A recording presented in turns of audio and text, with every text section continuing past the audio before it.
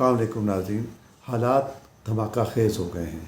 ایسا لگتا ہے کہ آنے والا لمحہ جو ہے وہ اتنا دھماکہ کرے گا، اس سے اتنا یعنی اس سے تباہی ہوگی، اتنی شکست و ریخت ہوگی کہ یہ پورا نظام اس کا شکار ہو جائے گا، یہ پورا نظام ڈھہ جائے گا. اس کی پہلی علامت جو ہے وہ تو جو کوئٹہ گئے شیخ رشید، انہوں نے ایک بات یہ کہی. انہوں نے یہ کہا کہ کہیں یہ نام لیے بغیر انہوں نے کہا کہ 10 سال کا کہیں مارشل لا نہ لگ جائے، لہٰذا ہمیں اس کی طرف جانا چاہیے، افہام و تفہیم کی طرف جانا چاہیے. جو اس حکومت کے ترجمان ہیں اور وفاقی وزیر اطلاعات ہیں فواد چودھری، انہوں نے بھی یہ بات کہہ دی ہے. ایک طرف یہ بات ہو رہی ہے، دوسری طرف مارشل لا کی بات ہوئی ہے. دو باتیں اور ہوئی ہیں. ایک بات شیخ رشید نے یہ کیا کہ مسلم لیگ کاف کے جو لوگ ہیں اور مسلم لیگ کاف جو الائز ہے موجودہ حکومت کی، اس کو ناراض کر دیا ہے، اس کو بلیک میلر قرار دیا ہے، جس کے جواب میں مسلم لیگ کاف کی طرف سے بھی شدید رد عمل ظاہر ہوا اور مونس الہی نے ان کی ایام نوجوانی یاد دلا دی کہ یہ کس قسم کے، یعنی ان کا چودھری خاندان سے کس قسم کا تعلق تھا. تو ایک طرف سے ناراضگی کا یہ ایلیمنٹ پیدا ہوا. دوسرا ایلیمنٹ یہ پیدا ہوا کہ شیخ رشید احمد نے باپ پارٹی کو بھی ناراض کر دیا، اور باپ پارٹی نے بھی شدید رد عمل دیا اور کہا کہ ہم فیصلہ کریں گے، شیخ رشید ہماری طرف سے کوئی بات کہنے کے مجاز کیسے ہو سکتے ہیں. تو یہ دو باتیں ہوئیں. تیسری بات کیا ہے؟ تیسری بات یہ ہے کہ اس ساری سچویشن کی وجہ سے جو چیز پیدا ہو گئی ہے اس میں یقینی نظر آتا ہے کہ تحریک عدم اعتماد ہو جائے گی، اور خاص طور پر یہ جو حکومت کی طرف سے مفاہمت کی بات ہو رہی ہے اور معاملات کو سلجھانے کی بات ہو رہی ہے، یہ اسی طرف اس سے یہ تاثر مزید قوی ہوتا ہے کہ حکومت کو اب اندازہ ہو گیا ہے کہ اب وہ اس کے پاؤں کے نیچے سے قالین جو ہے وہ نکلتا چلا جا رہا ہے، لہٰذا اب اسے صورتحال کو بچانے کے لیے کچھ کرنا چاہیے. تو یہ اس کا تیسرا پہلو ہے. یہ ایسے ہی ہے صورتحال. اس کا سبب کیا ہے؟ اس کا سبب یہ ہے کہ اس وقت جو حکومت کے موجودہ اتحادی ہیں، کاف لیگ چاہے ہو، چاہے باپ پارٹی ہو، چاہے ایم کیو ایم ہو، چاہے کوئی اور بھی ہو، چاہے آزاد ارکانی کیوں نہ ہو، وہ تحریک انصاف کے رہنما اور اس حکومت کے سربراہ عمران خان کی حماقتوں کا بوجھ اٹھانے کے لیے تیار نہیں ہیں. کیا حماقتیں ہیں؟ انہوں نے جو دیر اور تیمرگرہ میں جو جلسہ کیا، اور اس جلسے میں انہوں نے جو جانور کی گالی دی ہے اسٹیبلشمنٹ کو، وہ اتنی شدید اور سنگین گالی ہے کہ اس کا بوجھ کوئی نہیں اٹھا سکتا، کسی کو اٹھانا بھی نہیں چاہیے. اب انہوں نے ایک رائے یہ ہے کہ سوچے سمجھے طریقے سے یہ کیا ہے. ایک رائے یہ ہے کہ انہوں نے جیسے ان کی بے لگام زبان ہے اس کا، یعنی عادت کے مطابق انہوں نے ایک بات ایسی کہہ دی اور ایک تیر ان کے نکل گیا، جو زبان سے نکلی ہوئی بات نکل گئی، اور اب وہ اس میں پھنس گئے کہ دونوں باتیں ہو سکتی ہیں. لیکن زیادہ امکان یہ ہے کہ وہ سوچے سمجھے طریقے سے ایسا کر رہے ہیں، اور ان کا مقصد ہے اس کا، وہ چاہتے یہ ہیں کہ معاملات نازک ہو جائیں، پوائنٹ آف نو ریٹرن پہ چلے جائیں، تصادم کی کیفیت پیدا ہو جائے.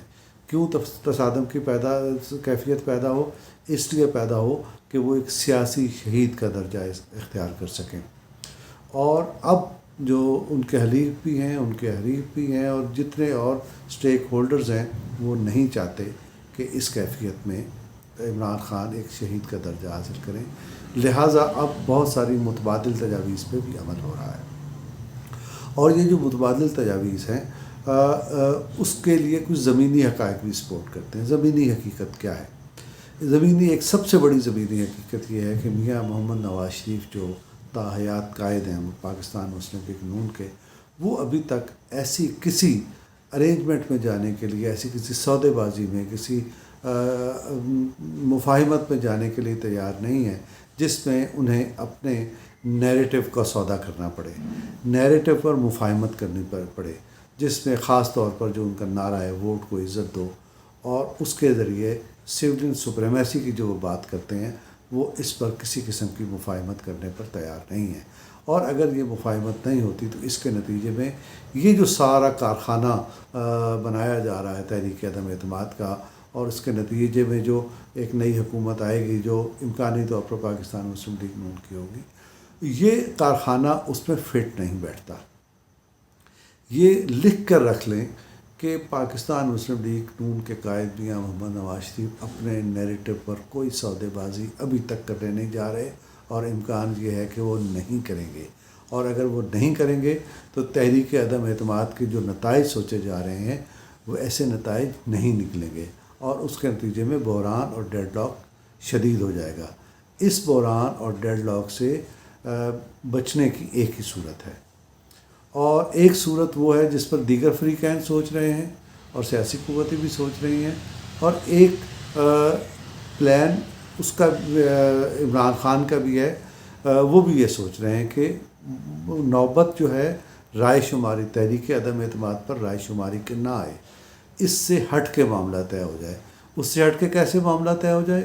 عمران خان اس کے لیے تصادم کی فضا پیدا کر رہے ہیں۔ اب انہوں نے 10 لاکھ لوگ اسلام آباد میں جمع کرنے کا اعلان کر دیا ہے۔ اس کے جواب میں پاکستان کے اپوزیشن نے بھی ایک جلسہ کرنے کا فیصلہ کر لیا ہے۔ تو یہ جو تصادم کی فضا ہے یہ عمران خان کو راس آتی ہے، سوٹ کرتی ہے، اور اس کے نتیجے میں وہ سیاسی شہید بننا چاہتے ہیں، جبکہ دیگر قوتیں اب یہ محسوس کرتی ہیں کہ اگر تحریک عدم اعتماد کے وہ نتائج نہیں نکلتے جو وہ سوچ رہی ہیں تو پھر اور راستہ کیا ہو سکتا ہے۔ اس سچویشن میں 2 راستے سامنے آتے ہیں۔ ایک راستہ یہ ہے کہ پاکستان کی عدلیہ حرکت میں آئے اور اس ساری سچویشن پر وہ نوٹس لے، اور اس نوٹس کو اس کے نتیجے میں وہ کوئی فیصلہ دے اپنے نوٹس کے نتیجے میں، تاکہ اس ملک کو جنگ و جدل اور خانہ جنگی سے بچایا جا سکے۔ ایک اس کی صورت یہ ہے۔ دوسری صورت اور قابل یعنی قریب حالات کے جو قریب ترین صورت ہے اور جو منطقی صورت ہے وہ یہ ہے کہ الیکشن کمیشن آف پاکستان حرکت میں آئے، اور الیکشن کمیشن جو ہے اس سچویشن پر غور کرے۔